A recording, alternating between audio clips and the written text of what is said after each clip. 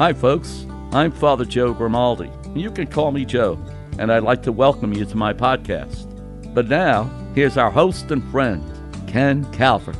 Hi, everybody. I'm Ken Calvert alongside. You know him, you love him. Give it up. A standing O for Father Joe and the Father Joe podcast. As I have said many times before, both Father Joe Grimaldi and I are proud customers of Star Lincoln, where we got the star treatment. Well, summer is starting to wind down, and it's time to talk a little bit more about two things. Number one, check out the pre-owned vehicles on display right now at Star Lincoln, 12 Mile Road, just east of Southfield, in beautiful Southfield. Hoot McInerney Star Lincoln. And how about the Nautilus? The Nautilus has quickly become Lincoln's most popular SUV. The quickest way to shop Star Lincoln is by going online, starlincoln.com. Shop Star Express. Browse online, reach out when you're ready, then pick up or have your new Star Lincoln delivered right to your front door. Experience the ultimate in luxury with the stunning lineup of Star Lincoln SUVs, starting with the full-size Comfort and Extreme Lincoln Navigator, the 2021 Lincoln Aviator. Visit starlincoln.com. Star Lincoln, home of the star treatment.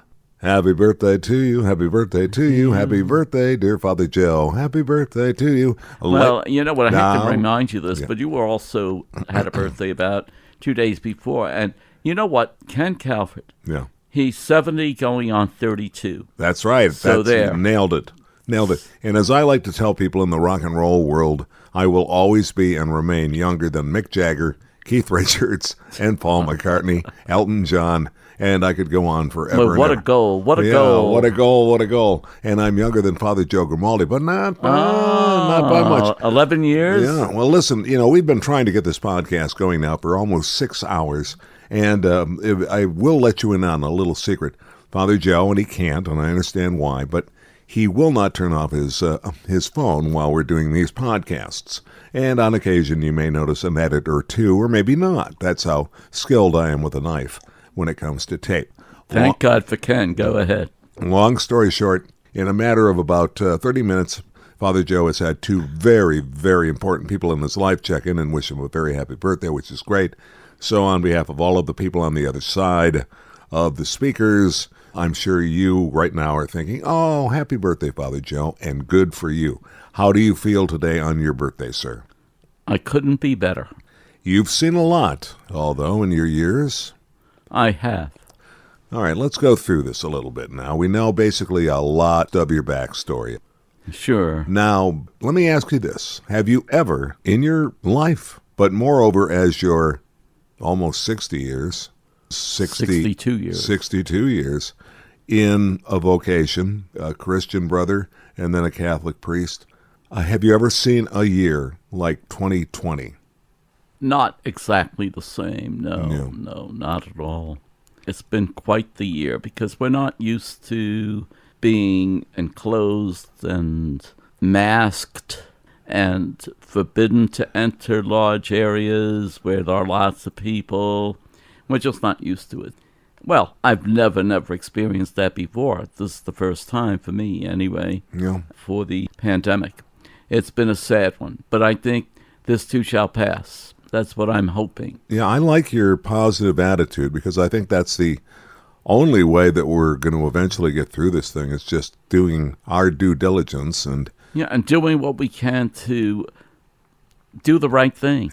I'm desperate to do a podcast one-sided on masking and vaccinations, and that may have just tipped my cards, but I just don't understand how we've become such a divisive society over something as foolish as healthcare. Yeah.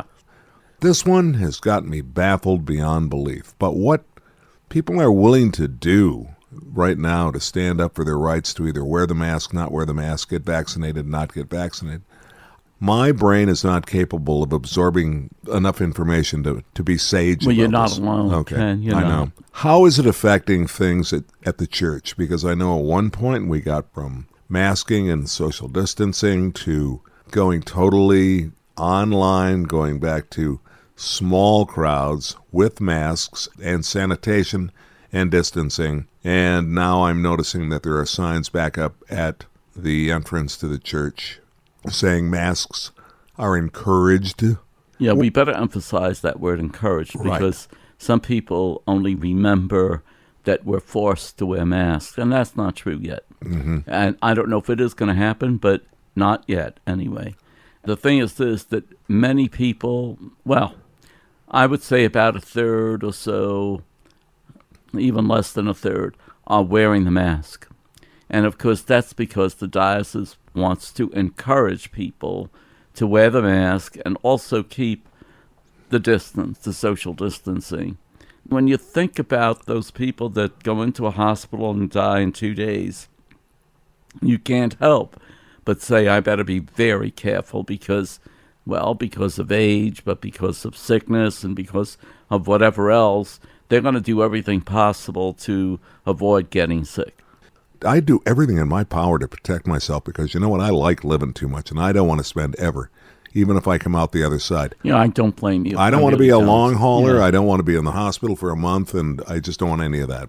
So we see that, but at the same time, we've seen weather unlike we've ever seen before. We've just seen what's played out now in Afghanistan and the sad, horrible loss of life, 13 proud American soldiers losing their lives. It's been a tough year, hasn't it? Very tough, and I think the more we get into this, I think you can't help but get political, and I don't want to do that. I'm just basically trying to say, is this one of the toughest years you've had as a parish priest? Yes, we don't feel it as much, I think. Let's see, the heads of government feel it as much more than we do, because basically people come into church for healing, they come in for praying, for meditating, so you don't see too much of that. Fortunately, we don't live in a place where we're affected by all of these things. We're affected indirectly, but not directly. Do you find people have changed, the parishioners? Do you see them reaching out more to you now, or sort of going more inside, keeping things to themselves? It depends on the individual. Okay. I don't see a big difference than we've had before. That's what I was saying.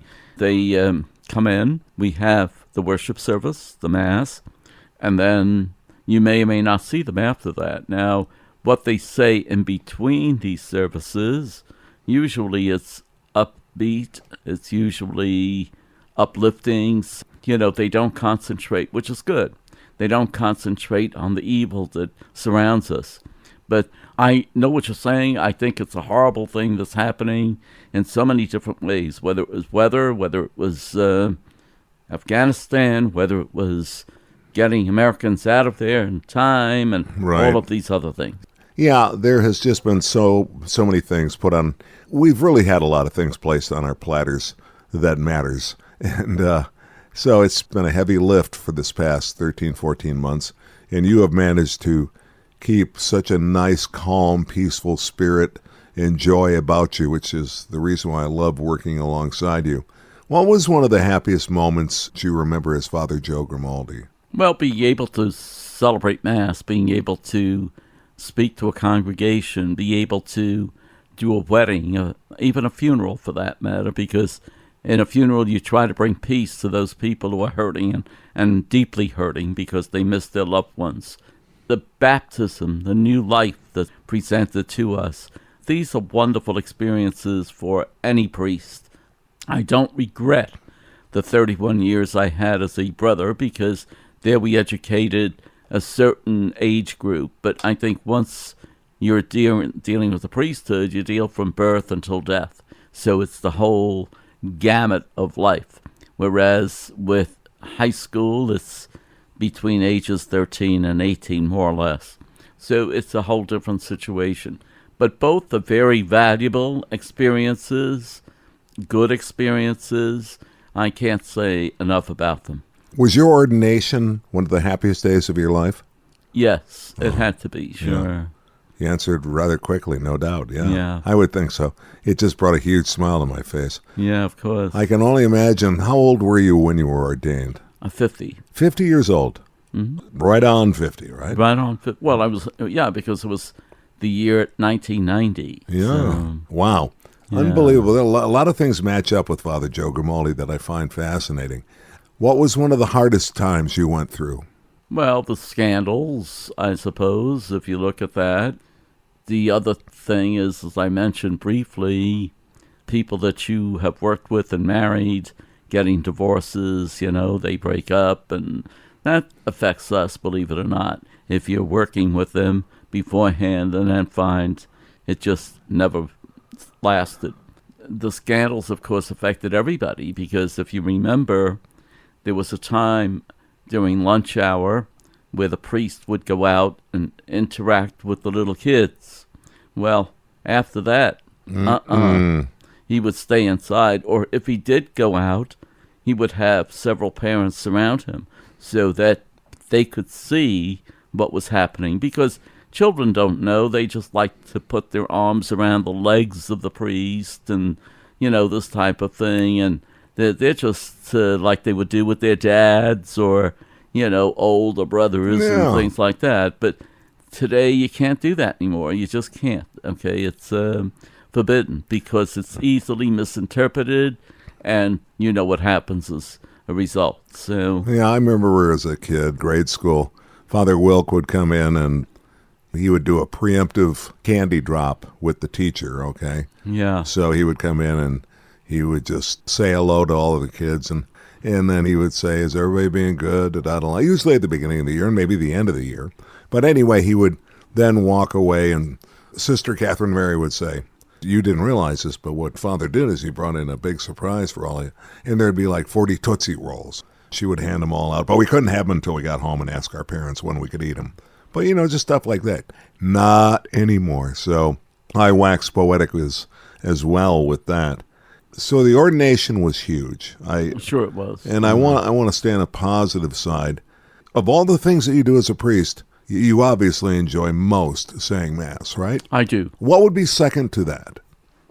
Well, second to that would be the preparation we do for marriage, and also the preparation I do for funeral. You enjoy that? Yep, we're using the word enjoying in the sense of satisfaction. Yes. Yes. So that greatly satisfies you to do your prep. Yeah, because you're dealing with people. Yeah. You're giving them comfort, hopefully. You're putting them at peace. They may come in angry at God, and they may leave angry at God, but very often that's not the case. They leave being satisfied with the Lord, and the word I'm looking for is not satisfied so much as acceptance, okay, of what has happened. Now, that also can get ugly, by the way. Whenever there's a funeral, there's the heir situation. Who is the heir? And if there is money involved, and it doesn't go to the right people, there's a lot of people that are upset, angry, not talking. So there is that difficulty, even in doing a funeral, where you would think there'd be peace. Not always. Not always. No. Well, I did all the work in my life, taking care of her, and look what they left me. Nothing. They left it to the one who doesn't even live here, and that type of thing. Yeah. I was the one that did all the heavy work in this deal, and you lived 1,000 miles away and would occasionally call and do a little phone call with Mom or Dad, and here you are sitting there going, where's the money? Sure. That does, you're so right about that. That does happen on a regular basis. That's disturbing. Yeah, and plus I was going to say, on the other hand, you must on occasion deal with the person who is so deeply in grief over the loss of maybe a young person or whatnot, who must just kind of maybe almost yell at you as if you were God, saying, don't tell me there's a God right now. He wouldn't do this to me. That one is one that I would just not know how to handle. I think with that, you have to learn to accept. And once that's over with, then you can reason, because there's a resignation that takes place. Very often they need to be able to do that in order to find some sort of resignation to the situation. I think that happens most often when a person is young, when that person did something foolish to get killed or whatever the case might be. Or maybe not, though. And maybe not, too. It's just that they just died, and why at that age? Why should this happen? It reminds me of the book of Job, see? This type of thing. these things happen, and I think they have to find acceptance at some point.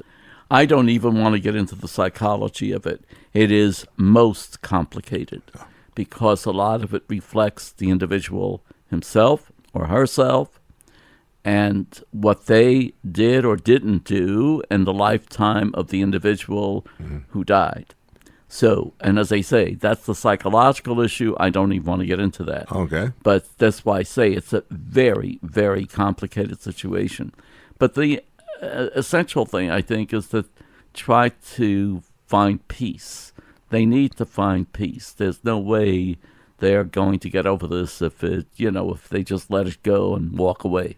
I have to ask you this final question for you on your birthday today. How do you manage to stay so healthy, young at heart? I'm serious. You look maybe 60 years of age. You look phenomenal. Excuse me, but I have You're to going laugh. out for a very, very good Italian meal tonight to celebrate your roots.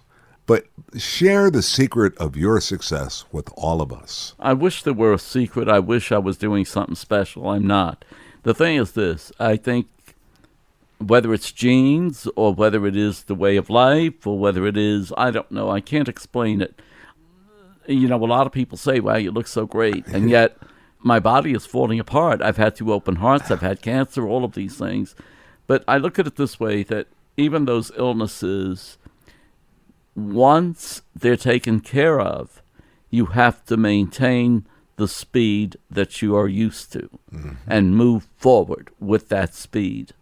And you don't want to let up until you hit another brick wall. Yeah, right. And then it knocks you down, but you pick yourself up again and move forward again. I think that's the important thing, is to be positive in the way you react to these things. Now, I know that after a serious heart attack or a heart issue, people will say, well, I can't get out of bed and I'm going to stay in bed. And then their life consists of bed, to the table to eat, then back to bed, and then to the table to eat. What a waste of time and effort when you think that if they could just move themselves to get up and move forward with their lives, I think they would be better off. Now, I'm not a doctor, and I'm not recommending, some people just can't move. But if they can, they should, is what I'm saying. That's what keeps you positive.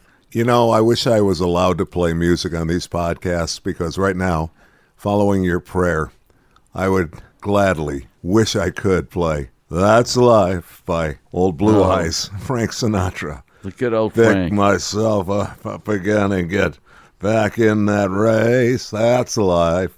Give it to me, singers. Yeah, of course. How about a prayer, and what are we praying for? Well, it's unfortunate, but things seem to be spiking up again. And among the many people that are suffering are those who care for the sick. So let's pray for them, huh? Surely. Father of mercies, we thank you for all who care for the sick. When they diagnose, give them patience. When they protect the vulnerable, give them your protection. When they work to heal, give them strength. When they comfort, give them consolation. When they are tired, give them rest. When they are discouraged, bring them your hope. May we welcome and respect them as we support one another in this time of trial. We ask you this through Christ our Lord. Amen. God bless you. This is Father Joe Grimaldi, and I look forward to seeing you next time on the Father Joe Podcast. We'd like to remind you to share the Father Joe podcast with your friends. You can reach Father Joe at frjoepodcast@gmail.com. And you can find us on Facebook, or say, Alexa, play the Father Joe podcast. We look forward to seeing you next time.